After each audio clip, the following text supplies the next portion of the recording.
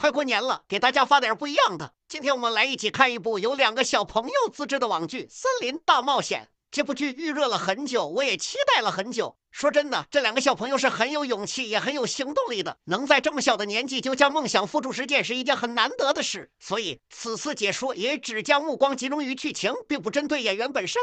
好，让我们开始吧。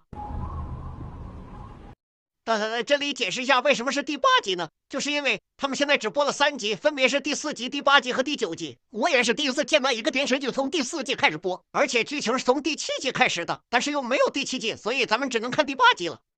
余姚，小时3年前跟自己的朋友每天的玩耍，跟别的孩子一样。哎呀，这两句说的跟我考普通话的事似的。3年前的一天，他们家突然来了个邻居。哎呀，悬疑了啊！这邻居戴个风衣穿帽子，看着不太友好。余姚每天给邻居送好吃的。好，可以看出女主走的是南宫麦芽流，俗称感化流。余姚就跟邻居成了男女朋友。你等会儿吧。他的妈妈原是一个警察，他妈妈因为执行卧底的任务走开了。我天哪，走开了！他妈妈走开了！哎，用词太狠了。从此他就再也没有见到他的妈妈。他妈妈这叫走开了吗？他妈妈这叫走丢了。啊，紧接着就是一段异常颠簸的画面，女主她自己跑了5分钟啊，当然她也不是全跑，有时候也骑一会儿自行车。那你就租这间房吧。是的，那我想请问一下，这间房为什么有这么大的实验屋呢？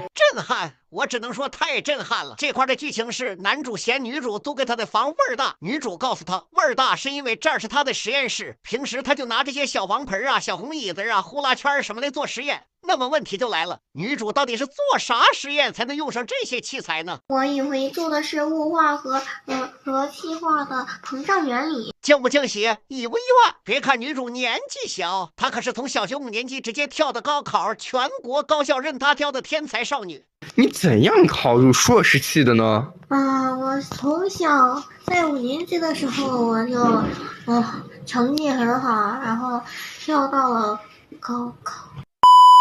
房钱也不是太贵，只要3000多。含泪坑男主2800。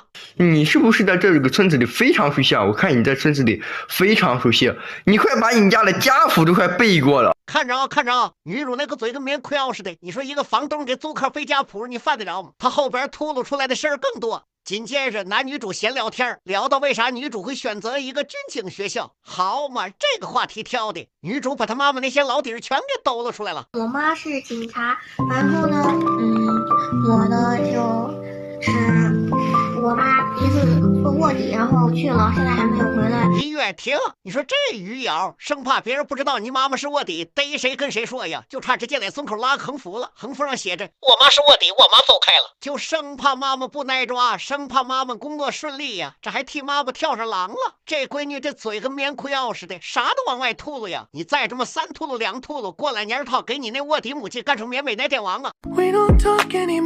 那你这几年查到了信息吗？以前没有，但是上了警校之后，很多的已经差不多快查出来了。天爷呀，他在警校能查到他妈当卧底的信息，他妈这机密工作做的都不如机密花机密。这他妈妈要是谢老板，那美味香红堡的秘方不得人手1份啊？你知道西北地带有个无恶不作的集团吗？别说集团了，我连无恶不作这个词儿都不知道呀。我知道是那个东北虎集团吗？西北地区的东北虎集团吗？有点意思。那东北虎是咋过去的呀？报的旅游团啊，还是抓进动物园了？你们老人还没有说过这个集团我们是惹不起的吗？当然了，那个集团太差劲了，都不想形容它，形容出来都是差点，没有好处，没有好点。太狠辣了，这用词真是太狠辣了。差点好点，来份早点，好吃你就多吃点。东北虎集团现在也就是西北地带，非常危险的，有可能你做事不严谨，没有达到预期，他就有可能一枪打死你，把你的尸体都会粉污全身。粉污全身，你咋不分娩彩蛋呢？有可能你的尸体都会被狗给咬碎，被猪给啃食。这死法啊，太不亲人了。不是哥们儿，你闹呢？你东北虎集团上来又猪又狗的干啥呢？你再放几个鸡刀它，放几个鹅宁它多好呀！